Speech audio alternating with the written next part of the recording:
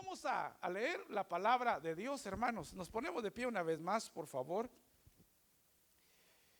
En reverencia a la palabra, hermanos, a la palabra de Dios. Hoy queremos leer la segunda carta de Pablo a Timoteo. La segunda carta de Pablo a Timoteo, el capítulo 2.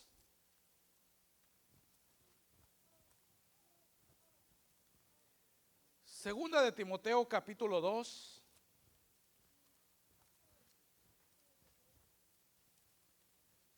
Vamos a leer, hermanos, el verso 14.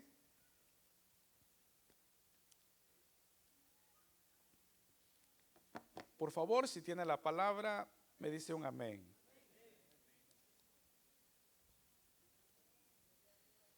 Segunda de Timoteo, capítulo 2, verso 14.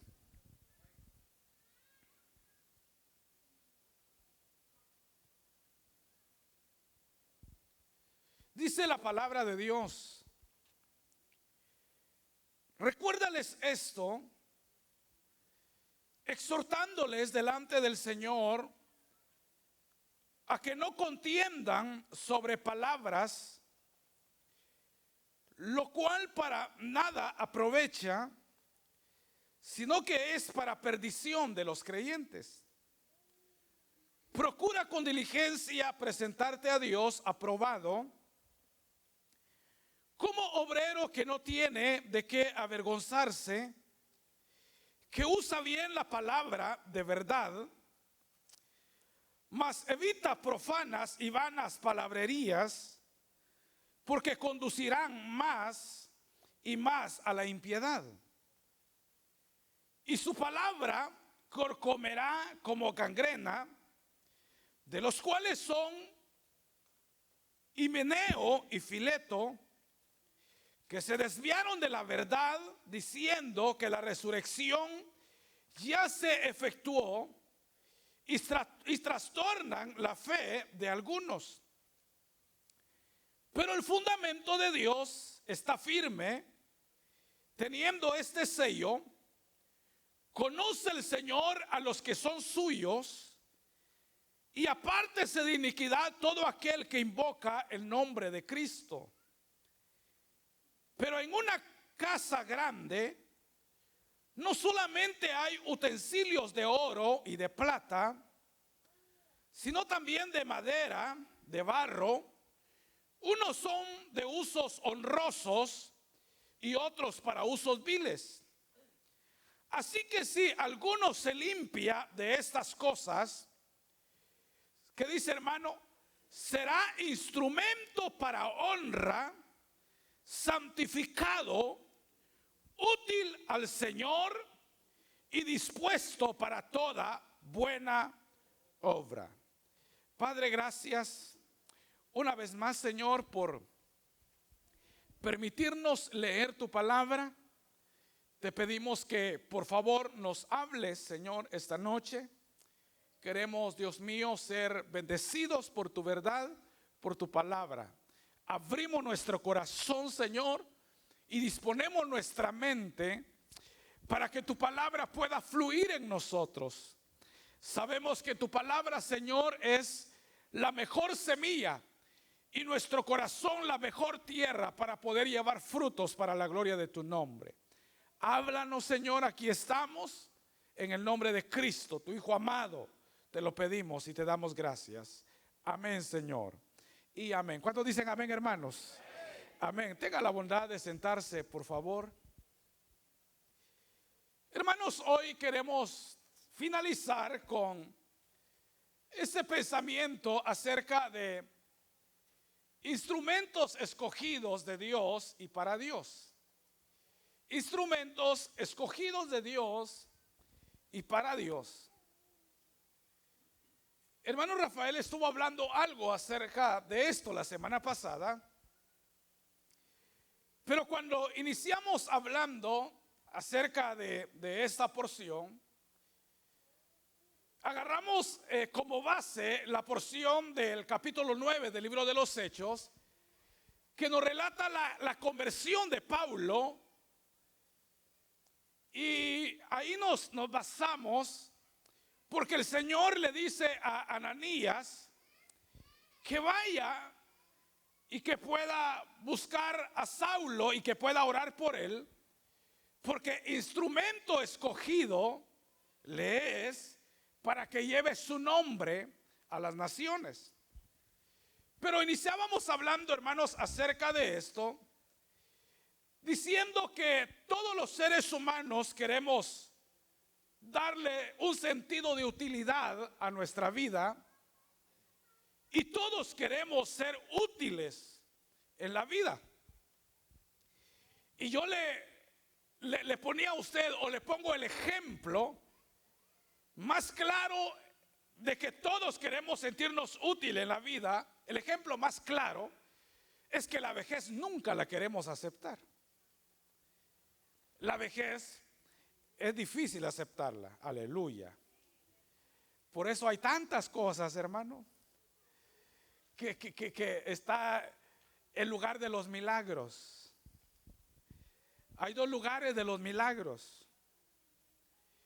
Uno es el evangelio, donde Dios ha hecho un gran milagro en nuestra vida. Y otro es donde van las hermanas y salen transformadas.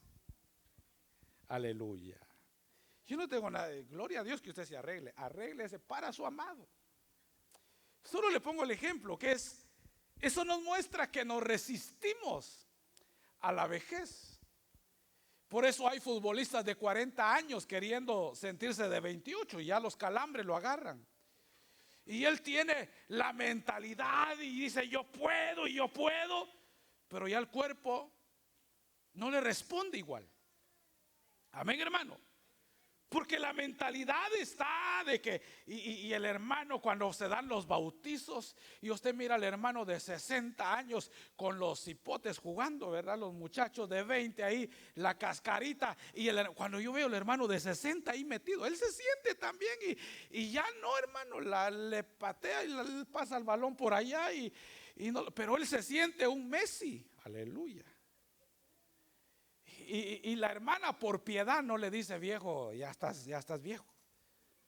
Le tiene misericordia. Algunas no son tan misericordiosas, solo viejo le dicen. Pero esa es una realidad que no queremos aceptar. Uno quiere ayudar al anciano a subir las escaleras y le dice no, yo soy suficiente, yo puedo, dice. Porque quiere tener ese sentido de utilidad en la vida. Todos queremos ser útiles en la vida, amén, hermano. Todos. Ahora, pero esta es la mentalidad de la generación de los 80, de los 70 y si quiere todavía de los 90. Pero ya la generación de los 2000 para acá es al contrario, ya se sienten viejos. ya se sienten viejos. Ay, dice, hermano, todo les duele. Son generaciones diferentes. Pero nos resistimos a eso porque todos queremos, hermano, darle a nuestra vida ese sentido de ser útiles. Y eso nos hace ser importantes. Eso nos da valor, nos da vida, nos hace sentir que realmente estamos vivos. Amén, hermano. El único que llega a valorar tanto la salud es aquel que sabe lo que... Mire, usted sabe aquel que se cuida tanto, hermano, y empieza a comer saludable y se lo mira con ensaladita. ¿Por qué cree que llegó ahí a ese estado? Y usted dice, no, hombre, hermano, ¿cómo se cuida? Porque ya le dijeron que tiene diabetes. Aleluya. Porque ya le dijeron que es prediabético. Pero cuando no le dijeron nada de eso, le metía de todo, hermano. Mire, uno señala a los que dicen, no, hombre, mire, este es un impío. Mire, se mete marihuana, se mete alcohol, se mete de todo y no se cuida así. Pero uno se mete tortillas a lo loco, hermano. Y le aseguro que no hay una diferencia con el alcohólico. Aleluyita. Entonces, pero el que valora la salud es aquel que ya sabe que es estar postrado en una cama. Uno de mis hermanos estuvo bien grave con cuando estaba eso del COVID y todo eso. Se puso bien grave, pero grave. Y después me dijo: no, hermano, dice, hoy yo valoro la vida. Hoy aprovecho a mi esposa, a mis hijos, aprovecho todo. Cada respirar le doy gracias a Dios. ¿Por qué? Porque el que ha estado en un estado de gravedad es el único que valora más la vida. El que no sabe qué es estar postrado en una cama, él todavía no sabe el significado del valor de la vida. Amén, hermano. No lo sabe todavía. ¿Por qué? Porque entonces eso, hermano, la salud, el sentirnos importantes, el sentirnos que somos útiles en la vida, el saber que tenemos movilidad, de que podemos ir a un lado y a otro y hacer cosas, eso nos hace sentir que estamos vivos. Y eso es exactamente, hermanos, lo que Dios persigue en la vida del cristiano. Yo no sé cómo se siente usted que es cristiano, pero no sirve al Señor. No sé cómo se siente, pero realmente la vida cristiana tiene valor y cobra un sentido de utilidad cuando usted sabe que ha sido llamado para hacer algo para la gloria de Dios. Nada nos mantiene más vivos en la vida cristiana, yo siempre lo he dicho, que servir al Señor. El día que dejamos de servir al Señor, ese día morimos. Ese día muere algo en nosotros y va desapareciendo algo en nuestra vida. Por eso, hermanos, el privilegio, el servicio a Dios no nos salva, pero ¿cómo nos ayuda a estar cerca de Dios? Yo quiero decirle que aunque no quiera orar, yo tengo que orar. Aunque no quiera leer la palabra, mi responsabilidad es leerla y es lo que me mantiene vivo hasta el día de hoy espiritualmente. Amén, hermano. Entonces, hablábamos de eso, de que en la vida cristiana Dios quiere que sigamos sintiendo o teniendo ese sentido de utilidad, de poder ser útiles en las manos de Dios. Y eso es lo que Dios, hermanos, ha hecho en nuestra vida. Nos ha salvado, ha pagado un precio muy grande para darnos salvación, pero es con el propósito de hacernos instrumentos. Yo quiero decirle algo: imperfecto.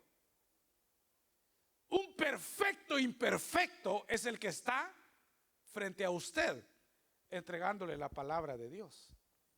Oiga, un perfecto imperfecto, que vamos camino a la perfección. Pero usted es un perfecto imperfecto. Amén, hermano. Sí, usted es un perfecto imperfecto. Todo el tiempo la andamos regando. Pero oiga, somos eso, hermano, siervos inútiles, imperfectos, rajados por todos lados. Por eso, hermanos, no debemos de juzgar a nadie, porque todos tenemos un talón de Aquiles. Todos fallamos en algún área de nuestra vida. Todos. Pablo decía: las cosas buenas que quiero hacer no hago, y las cosas malas que no quiero hacer son las que termino haciendo.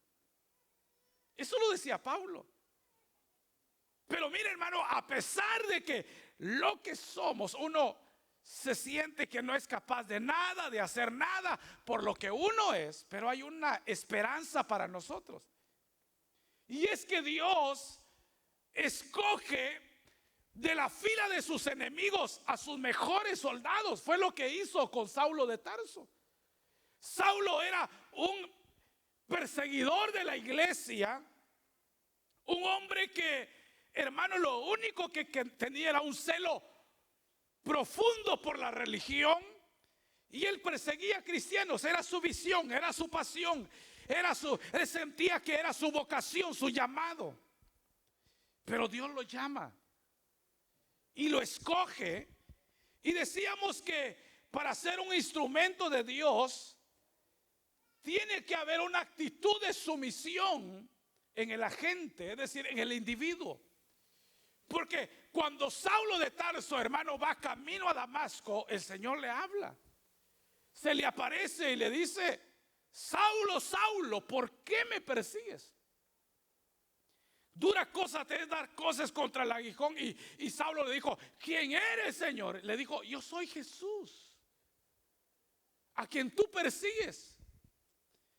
Y le dijo: ¿qué quieres que haga? Oiga, sumisión. Amén, hermano. ¿Qué quieres que haga? Le dijo Saulo. Entonces, aquel hombre, hermano, radical, aquel hombre mercenario, aquel hombre que era capaz de arrastrar a los creyentes, hoy tenía una actitud de sumisión a Dios, a su voluntad. Y eso es lo que Dios quiere de nosotros. Hablábamos de eso. Lo segundo era que para ser instrumento escogido de Dios, tiene que haber una elección de Dios. Porque Dios le dice a Ananías: ve, porque instrumento escogido me es este para llevar mi nombre. Oiga, un instrumento escogido. Entonces, quien escoge a sus instrumentos es Dios. Usted no tiene la culpa de que haya recibido la gracia de Dios. Usted no tiene la culpa de que usted sea bendecido. Amén, hermano. Dios decidió bendecirnos a nosotros. Esa es decisión de Dios. Entonces debe de haber, hermano, una elección de Dios. Dios escoge a sus instrumentos. Y número 3, decíamos que para ser instrumento de Dios necesitamos tener la visión. Porque dice que Saulo, hermanos, quedó ciego. Pero allá donde estaba ciego, en aquella casa de Simón, ahí, hermano, recibió en revelación. Dice que él vio que un varón llamado Ananías iba y le ponía las manos, y él recibía la vista por la imposición de manos de este varón. O sea, él tuvo visión aún estando ciego. Amén, hermanos. Y eso se necesita para ser instrumento de Dios. Y ahí nos quedamos. Pero también, hermanos, para ser instrumentos en las manos de Dios necesitamos la unción del Espíritu Santo. ¿Cuántos creen en la unción? Aleluya. ¿Cuántos creen en la unción? ¿Sabe qué es lo que pasa? Que cuando se habla de unción, hoy la gente ha deteriorado esa palabra, ese contenido.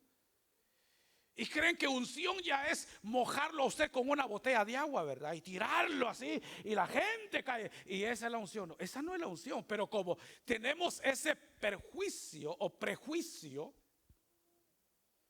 nos da pena decir cuál es la unción.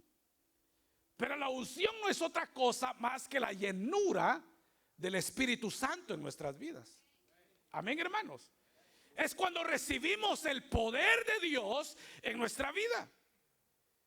Pero dice la Biblia que Ananías fue, y cuando llega a la casa donde está Saulo, dice que puso sobre él las manos, y dice que le dijo: el hermano Saulo, el Señor que se te apareció en el camino me ha enviado.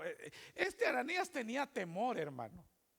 Dijo: este mata a los cristianos, le dijo. Y llegó con la defensa por delante.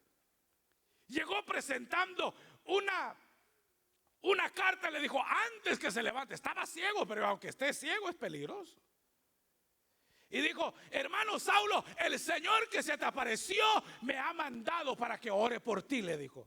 Y ahí, hermano, pero ya Saulo sabía que Dios lo había mandado. Entonces, y el que se te apareció en el camino me ha enviado para que recibas la vista y seas lleno del Espíritu Santo. Y dice que le puso las manos y fue lleno del Espíritu Santo. Y desde aquella hora, Saulo de Tarso, ahora convertido en Pablo, salió bajo la llenura del Espíritu Santo, predicando a Cristo. Por eso dice, denle un aplauso al Señor si es para Él. Por eso la carta a los Gálatas en el capítulo 3, Pablo dice que las personas decían, hermano, y que perseguía y asolaba a la iglesia, hoy predica a Cristo. Porque para ser instrumentos de Dios necesitamos la unción del Espíritu Santo. Necesitamos la unción. Cuando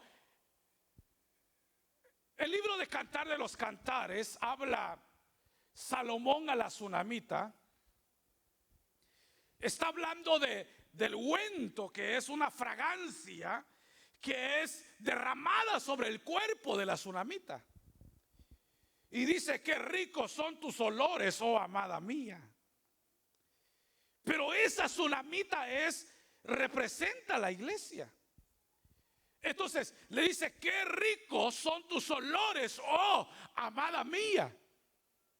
Y esa es, hermanos, la presencia de Dios, la llenura del Espíritu Santo que viene sobre nosotros, que somos instrumentos de Dios y para Dios. Necesitamos, hermano, así ser llenos del Espíritu Santo de Dios y de la unción de Dios en nuestra vida. ¿Por qué, hermanos? Le voy a decir por qué.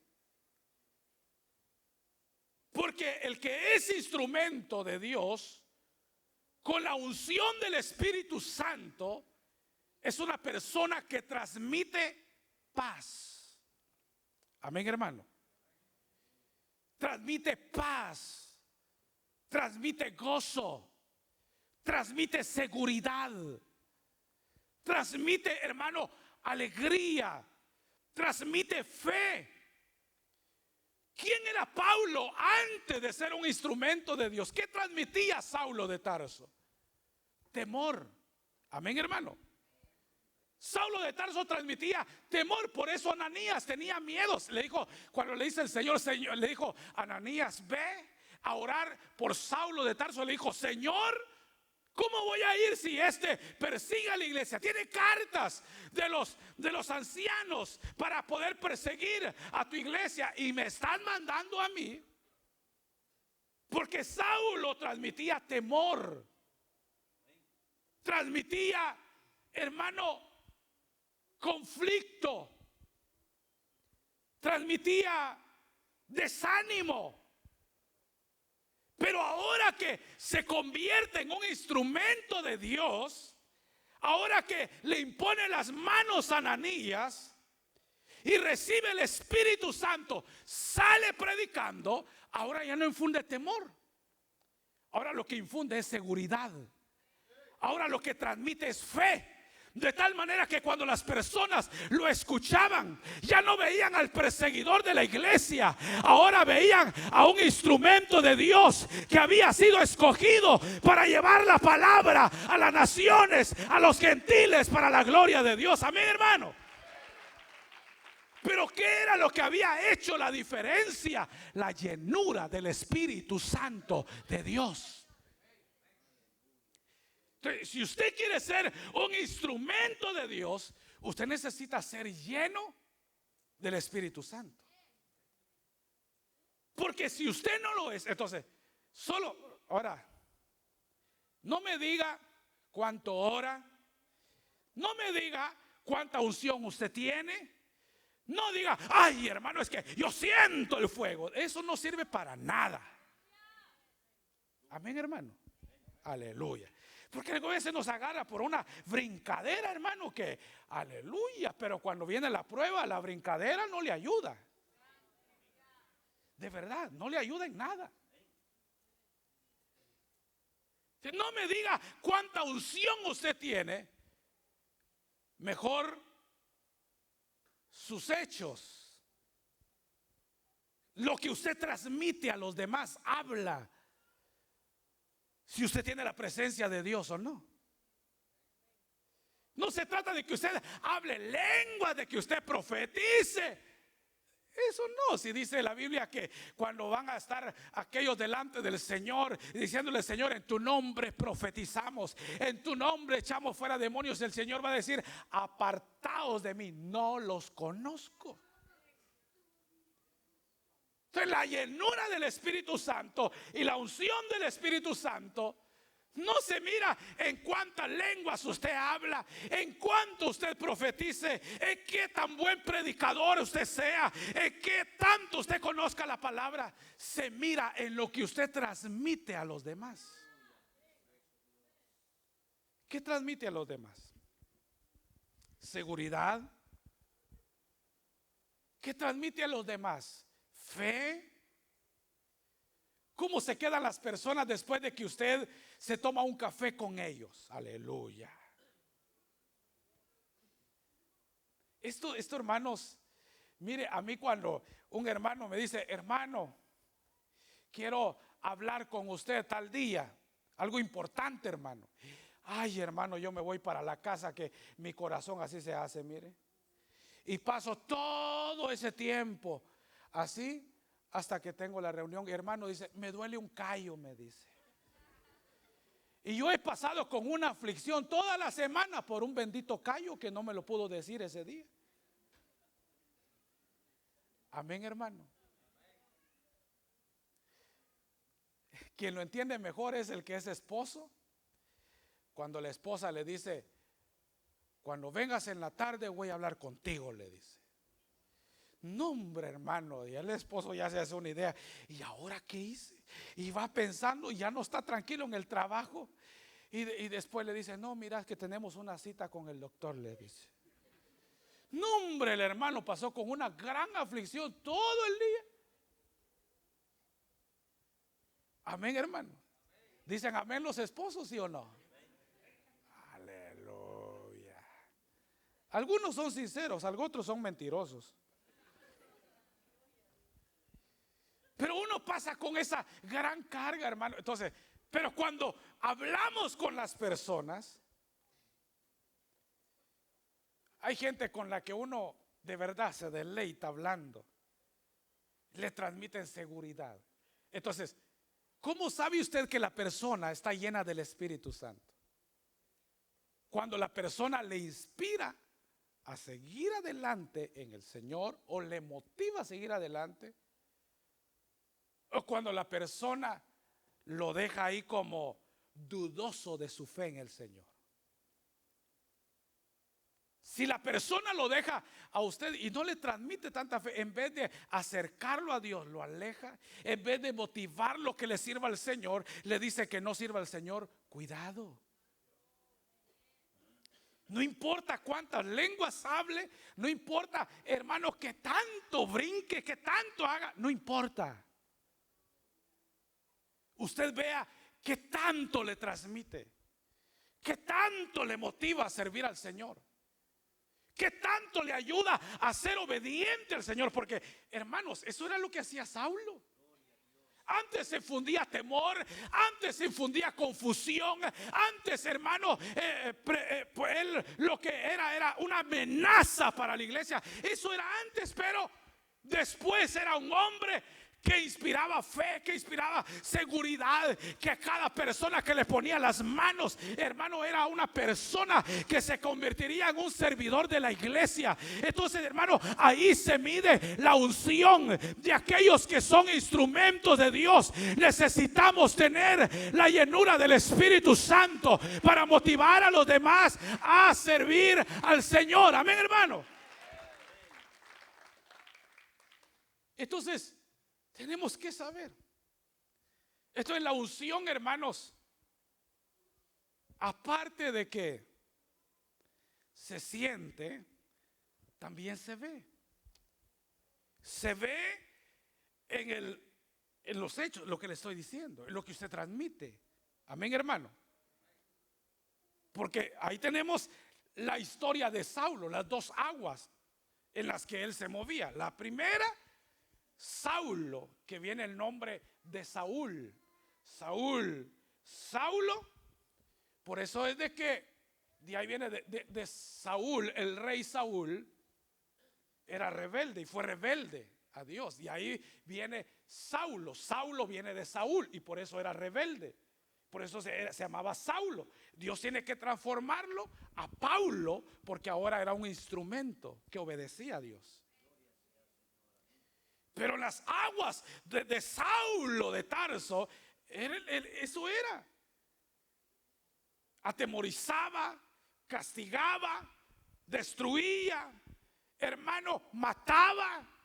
Consintió con la muerte de Esteban cuando lo mataron, el primer mártir de la iglesia. Ahí estaba él, en la fila de los enemigos de Dios.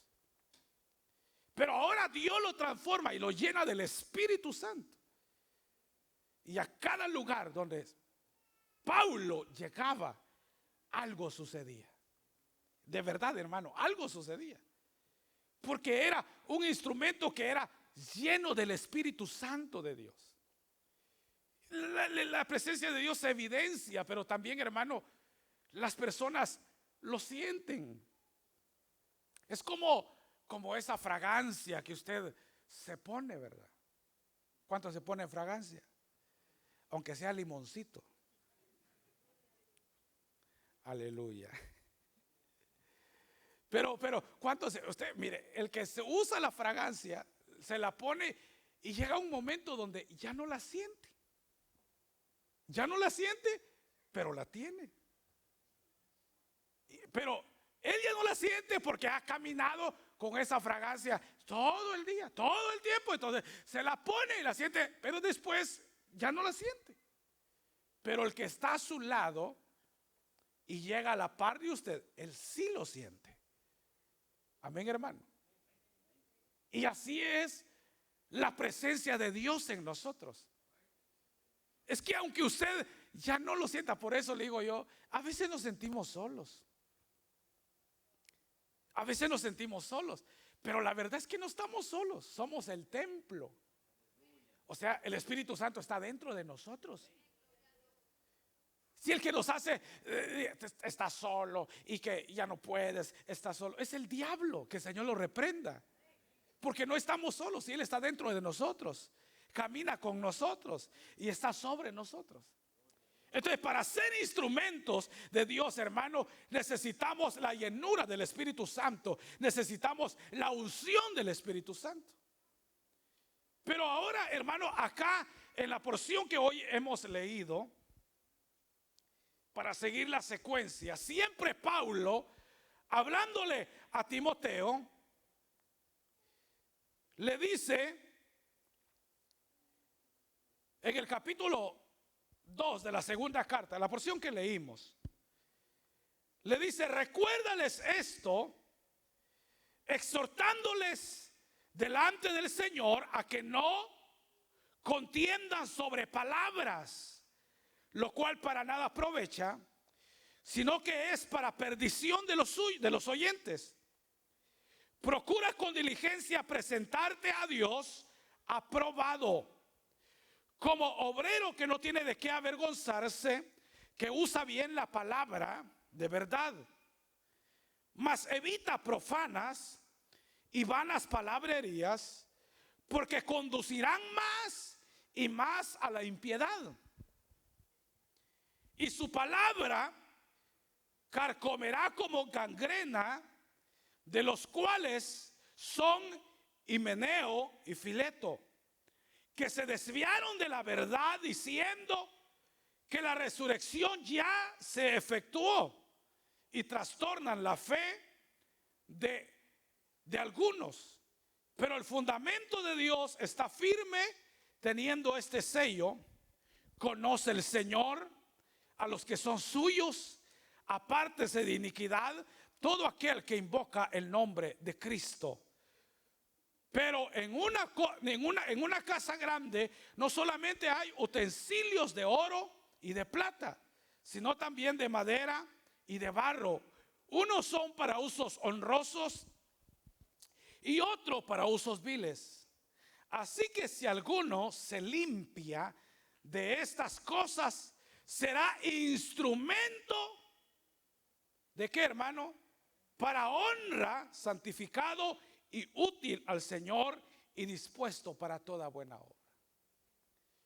Ese instrumento que era Pablo, ahora le está dando las recomendaciones a otro instrumento de Dios que es Timoteo. Timoteo, esta es una carta, hermanos, ministerial, escrita para Timoteo, que era el pastor de la iglesia en Éfeso, joven, un pastor joven. Pero ahí había un problema, y era que Himeneo y Fileto se habían desviado de la verdad.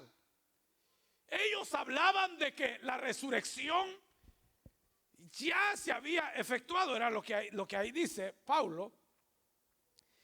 Al decir que la resurrección ya se había efectuado, o sea, ellos estaban diciendo y estaban negando que los que murieran en Cristo tendrían una resurrección para luego ser arrebatados. O sea, ellos estaban negando el arrebatamiento de Cristo. Estaban negando de la resurrección de Cristo. Ellos estaban diciendo que la resurrección se había dado y que nosotros ya habíamos existido en una vida anterior y que ahora habíamos vuelto a nacer. O sea, ellos estaban promoviendo la reencarnación, diciendo que usted, un ejemplo, usted tiene vida, ¿verdad? Está aquí. Pero si usted pensara, yo ya existí antes existí pero en otro cuerpo, entonces ya resucité y ahora estoy en otro cuerpo. Eso era lo que ellos decían, que la resurrección ya se había efectuado, que había visto una existencia antes, y negaban que habría una resurrección posteriormente, porque los que mueren en Cristo serán resucitados. Amén, hermano. Habrá una segunda resurrección. Estará la primera resurrección. La primera resurrección es para los hijos de Dios. Amén, hermano. Que resucitarán los muertos en Cristo, que dice la Biblia, resucitarán primero. Habla del arrebatamiento. Esa resurrección ellos, hermano, la negaban. Entonces ellos estaban torciendo la doctrina. Y Pablo le dice a Timoteo, preséntate como obrero que no tiene de qué avergonzarse, un obrero aprobado que usa bien la palabra de verdad. Y le dice, procura con diligencia presentarte a Dios como obrero aprobado, que no tiene nada de qué avergonzarse, que usa bien la palabra de verdad. Pero luego el verso 19 dice, pero el fundamento de Dios está firme, teniendo este sello: conoce el Señor a los que son suyos. Entonces, el que es instrumento aprobado, ahí hay varios aspectos que no los voy a tocar, pero uno de ellos es que el que es instrumento de Dios debe de ser aprobado por Dios. Amén, hermano. Debe de ser aprobado, debe de haber una aprobación de Dios a los instrumentos de Dios. ¿Por qué? Porque dice, conoce el Señor a los que son suyos. ¿Cuántos son hijos de Dios? ¿Cuántos son hijos de Dios? El Señor nos conoce. El Señor lo conoce a usted. No es lo mismo decir yo conozco al Señor, que el Señor diga yo lo conozco a Él. Pero dice, conoce el Señor a los que son suyos. O sea, aparte de que el instrumento de Dios debe de ser aprobado por Dios, el instrumento de Dios es conocido por Dios. Esto de conoce el Señor a los que son suyos, Pablo, hermanos, lo agarra del libro de Números, cuando se da la rebelión de Coré. Y Coré levanta a 250 príncipes de Israel y los pone en contra de Moisés.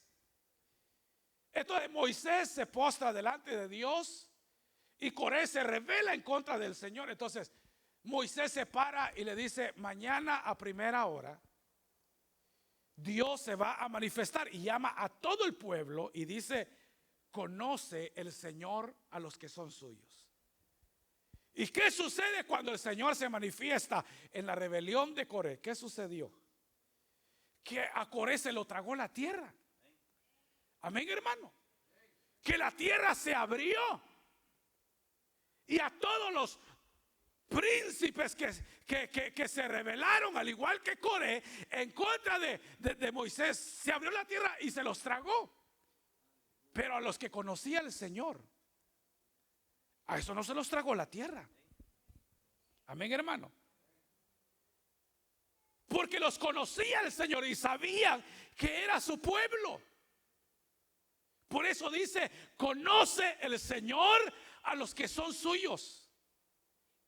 Entonces, hermano, el Señor conoce a aquellos que son instrumentos de Él. Dios nos conoce a nosotros. Entonces, no se enfoque tanto en el que dirán. Hermanos amados, las personas nunca van a estar satisfechos con nuestra vida. Jamás.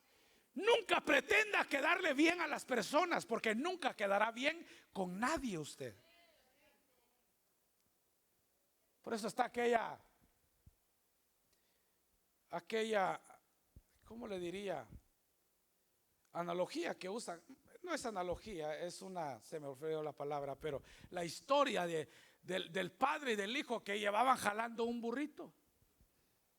El padre va jalando el burrito y el hijo va montado y se pasa donde hay un grupo de personas y dicen las personas: qué hijo más ingrato. En vez de subir al pobre anciano arriba, porque él está más joven y él jalara el burrito. Entonces, cuando oyó eso, el joven se baja y le dice: papá, súbete al burrito. Pasaron adelante, había un grupo de personas y cuando lo vieron, dice: qué padre más ingrato, dice. No ama a su hijo. En vez de él, por ser el padre, su hijo debería de ir montado. O dijeron no, dijo no, sí, qué padre más ingrato. Bueno, dijeron. Entonces se bajaron y siguieron. Para que no digan nada, mejor ninguno se sube al burrito. Y pasaron donde había otro grupo de personas y dice: qué gente esta, teniendo el burrito no se suben los dos, dijeron. Amén, hermano.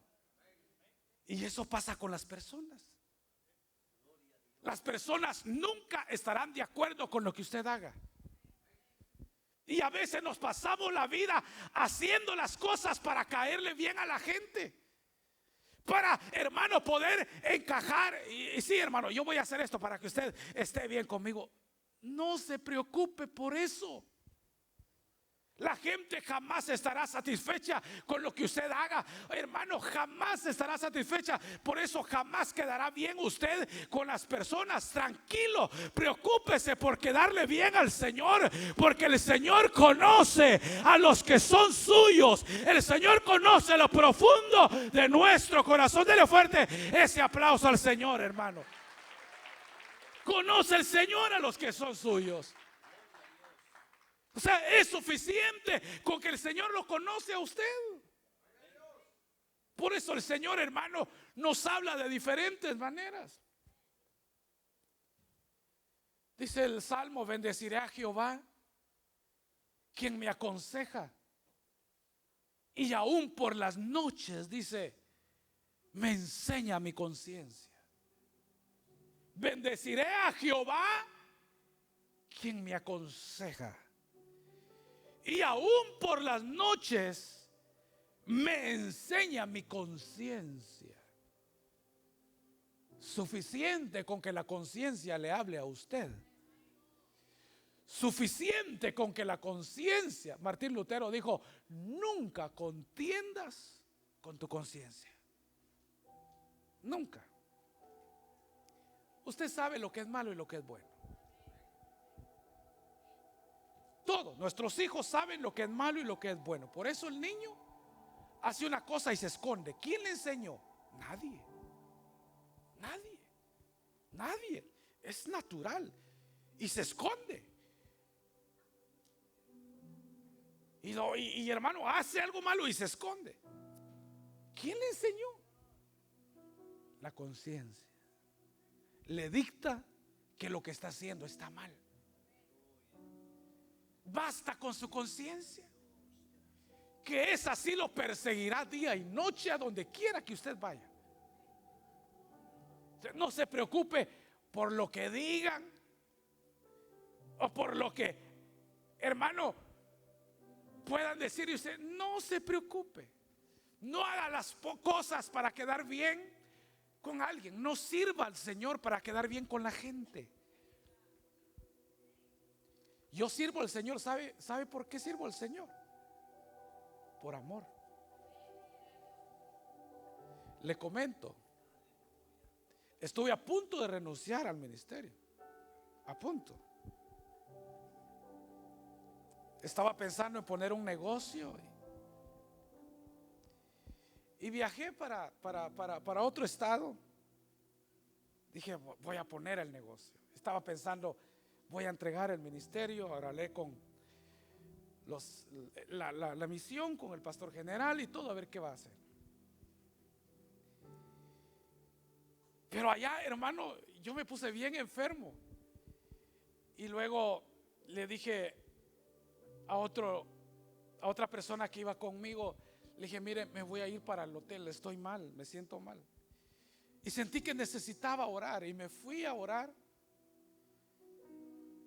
Y el Señor me dijo que tenía que estar persuadido de que unos son llamados a ser empresarios y otros son llamados a ser portadores de la voz de Dios. Y me dijo, tienes que estar persuadido de que has sido llamado a ser mi voz en ese lugar. Ahí se me fue la emoción por cualquier negocio, hermano. Y entendí que a esto nos ha llamado el Señor. No importa lo que usted quiera hacer, si usted es un instrumento de Dios, jamás se sentirá bien haciendo otra cosa. Porque nuestra vida fue diseñada para servir al Señor. Usted es un instrumento de Dios. Usted es un instrumento de Dios. No desperdicie su vida en distracciones. La vida nos distrae, hermanos. ¿Sabe cuántas horas? Yo voy a terminar acá. ¿Sabe cuántas horas pasan las personas prendidas en el teléfono? Según la ciencia han sacado 6 horas al día. Las personas agarran para pasar prendidas en un dispositivo. El día tiene 24 horas. Pero 6 horas de ese día pasan prendidos en un teléfono, en un iPad, en lo que sea, en un dispositivo. 6 horas durante el día. Y han dicho, poniendo la existencia del ser humano de 80 años, que va a vivir 80, que 7 años de la vida, de su vida, la persona la dedicó al teléfono o a un dispositivo. 6 horas diarias, vivirá 80, 7 años de su vida pasó prendido en un dispositivo, distraído, pasando su tiempo, perdiendo el tiempo. Entonces yo me pregunto, ¿qué pudimos haber cambiado en esos 7 años de nuestra vida? Amén, hermano. ¿Qué pudimos haber hecho? Y cuando yo vi eso, yo dije, Señor, yo voy a agarrar un día y voy a dejar el teléfono. Así que y usted, hermano, también hágalo. Hermana, también, y háblelo y dígale a su esposo o a su esposa, mira, voy a dejar mi teléfono este día. No lo voy a agarrar para nada. Huelga de teléfono, hermano. Aleluya. Ay, le dolió en el corazón, ¿verdad? Se le va a parar el corazón. Pero ¿qué pudimos haber hecho en esos 7 años de nuestra vida? Amén, hermano. Recuerde que somos instrumentos de Dios. Y el instrumento de Dios es conocido por Dios. Dios nos conoce. Dios nos conoce. Pero también dice, conoce el Señor. Dice a los que son suyos. Y yo estoy terminando acá. Conoce el Señor a los que son suyos. Y apártese de iniquidad todo aquel que invoca el nombre de Cristo. Pero el verso 21 dice: así que si alguno se limpia de estas cosas, será instrumento de honra para Dios. Aparte de que el instrumento es conocido por Dios, el instrumento debe de estar limpio para el uso de Dios. Amén, hermanos. Debemos de limpiarnos. Por eso dice: así que si alguno se limpia de estas cosas, de todo lo que Pablo está diciendo, entonces será instrumento de Dios para honra. Entonces, hermano, todos necesitamos ser limpios para ser instrumento de Dios, desde su servidor. Cada mañana, hermanos, por eso el Señor le lavó los pies a sus discípulos. Y hermanos, se amarró su manto en la cintura, se postró y empezó con el más difícil. ¿Quién era, hermano? ¿Por quién empezó el Señor? Aleluya, por Pedro. Pedro era complicadísimo, igual que nosotros. Y yo digo que yo me identifico con Pedro. Era mente cerrada, judaizante, hermano. Era así era. Y se daba en la torre a cada rato. Compárese con todos ustedes, menos con Judas. Pero oiga, hermano, y empezó el Señor, dijo: voy a empezar con el más duro. Y se postra el Señor y dijo: no sé si tenía las uñas todas llenas de tierra, los dedos todos callosos, no lo sé. Pero le dijo: Señor, no me lave los pies. No soy digno, yo tendría que lavarte los tuyos. Le dijo: Pedro, no lo entiendes hoy, pero lo entenderás después. Y si no te dejas limpiar, no vas a poder entrar en el reino de los cielos. Pedro le dice: entonces le dijo: lávame todo hasta la cabeza, Señor, le dijo. Amén, hermano. Y así el Señor empezó a lavarle los pies a todos, diciéndoles que cada día necesitarían ser limpios. El agua representa la palabra de Dios. El manto representa el Espíritu Santo de Dios, hermano. Y él estaba y le tiró y con el agua les lavó y los secó, diciéndoles: todos los días van a ser manchados porque andan en este mundo, pero no son de este mundo. Todos los días necesitan ser limpios. Así como usted se baña. ¿Cuántos se bañan todos los días, hermanos? Aleluyita. Qué silencio. Hay una edad donde uno no se quiere bañar, hermano. El adolescente lo manda a bañarse, usted no quiere. Vaya a bañarse. No, estoy bien, dice. Hay una edad donde no se quieren bañar, pero y ya no se quieren bañar. Entonces, pero ¿por qué usted se baña todos los días? Porque usted sabe que necesita ser limpio. Y ustedes saben que necesita lejía, jabón para limpiarse y quitarse el sudor, la sal, hermano. Todo eso, hasta se echa cremita y todo. Se echa su loción para dormirse y todo, se limpia, se baña, se puso, hermano, presentable para venir al Señor. Sí. Pero lo mismo que hace con su cuerpo físico, lo mismo necesita hacer con su alma cada mañana, a cada momento. No tiene nada de malo que reconozca que es pecador y decirle: Señor, aquí estoy, lávame con tu sangre, límpiame, Señor, de mis pecados, necesito de tu perdón. Todo el que es instrumento escogido de Dios necesita ser limpio para ser usado para la gloria de Dios. Amén, hermano. Amén. Necesita ser limpio. Todos los días necesitamos ser limpios, porque todos los días fallamos delante de Dios. Amén, hermano. Vamos a orar.